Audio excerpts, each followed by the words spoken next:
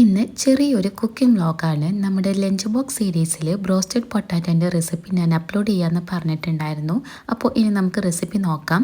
ഇത് ഞാൻ തലേന്ന് രാത്രി അരിഞ്ഞ് വെള്ളത്തിലിട്ട് വെച്ചതാണ്. ഇത് ചെയ്യണമെന്ന് ഒരു നിർബന്ധമില്ല. എനിക്ക് മോർണിംഗ് എളുപ്പത്തിന് വേണ്ടി മാത്രം ചെയ്തതാണ്. നിങ്ങളും തലേന്ന് തന്നെ അരിഞ്ഞ് വെക്കുകയാണെങ്കിൽ എന്തായാലും വെള്ളത്തിലിട്ട് തന്നെ വെക്കണം, അല്ലെങ്കിൽ നമ്മുടെ പൊട്ടാറ്റോയുടെ കളറെല്ലാം മാറിപ്പോകും.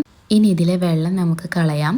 ഇനി നമുക്ക് രണ്ട് പാത്രത്തിലായിട്ടാണ് മൈദ എടുക്കേണ്ടത്. ആദ്യത്തെ ഒരു പാത്രത്തിലായിട്ട് കുറച്ച് മൈദ എടുത്ത് വെക്കുന്നുണ്ട്. നിങ്ങൾ എടുക്കുന്ന പൊട്ടാറ്റോയുടെ അളവനുസരിച്ച് മൈദ എടുത്താൽ മതി കേട്ടോ.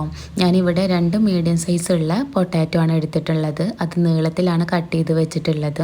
2 പാത്രത്തിലായിട്ടും മൈദ ഇട്ട് കൊടുത്തിട്ടുണ്ട്.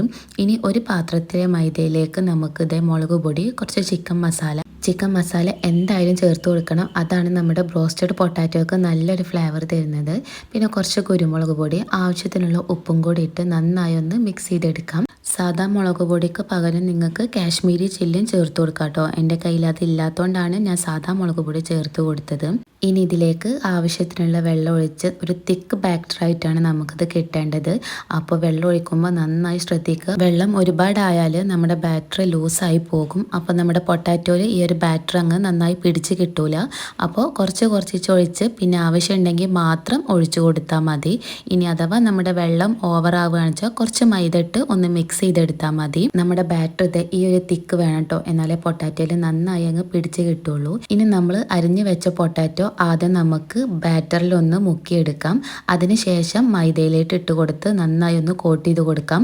ഒന്ന് പ്രസ് ചെയ്ത് വെക്കണം കേട്ടോ, എന്നാൽ പിന്നെ നന്നായിട്ട് ഒരു ലെയർ പോലെയൊക്കെ നമുക്ക് കിട്ടും. നല്ല ക്രിസ്പിനെസ്സും ഉണ്ടാവും. ഇവിടെ ഒരെണ്ണം മാത്രമാണ് നിങ്ങൾക്ക് മനസ്സിലാവാൻ വേണ്ടി ചെയ്തിട്ടുള്ളത്. ബാക്കിയെല്ലാം ഇതുപോലെ തന്നെ സെയിം പ്രോസസ്സ് തന്നെ നമുക്ക് ചെയ്തെടുക്കാവുന്നതാണ്. സിമ്പിൾ സ്നാക്സ് റെസിപ്പിയും കൂടിയാണ് കേട്ടോ. നല്ല ടേസ്റ്റാണ്, കുട്ടികൾക്കൊക്കെ എന്തായാലും ഇഷ്ടപ്പെടും. ഇതേ ഒന്ന് പ്രസ് ചെയ്തെടുത്തപ്പോഴേക്കും നല്ല ലെയറായിട്ട് കോട്ടിങ് വന്നിട്ടുണ്ട്.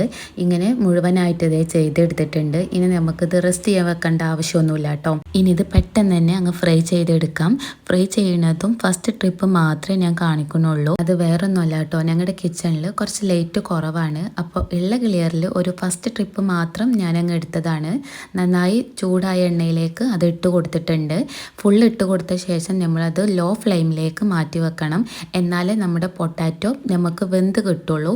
അല്ലെങ്കിൽ പുറം ഭാഗം പെട്ടെന്ന് കളർ മാറുകയും ചെയ്യും, നമുക്കുള്ളിൽ വെന്ത് കിട്ടുകയില്ല. അപ്പോൾ ലോ ഫ്ലെയിമിലിട്ടിട്ട് തന്നെ ഫ്രൈ ചെയ്തെടുക്കുക. ഒരു ബ്രൗൺ കളർ ആകുമ്പോൾ എണ്ണയിൽ നിന്ന് കോരി മാറ്റിയിട്ടുണ്ട്. നല്ല ക്രിസ്പിനെസ് ഉണ്ട്. നാളെ സ്നാക്സ് ബോക്സിലും ഇതാക്കി കൊടുത്തിട്ടുണ്ട്. അപ്പോൾ ഉണ്ടാക്കി നോക്കി എല്ലാവരും ഫീഡ്ബാക്ക് അറിയിക്കുക. അപ്പോൾ വീഡിയോ ഇഷ്ടമായ നമ്മുടെ ചാനൽ ഒന്ന് സബ്സ്ക്രൈബ് ചെയ്ത് സപ്പോർട്ട് ചെയ്യുക. അപ്പോൾ ഓക്കെ, ബൈ.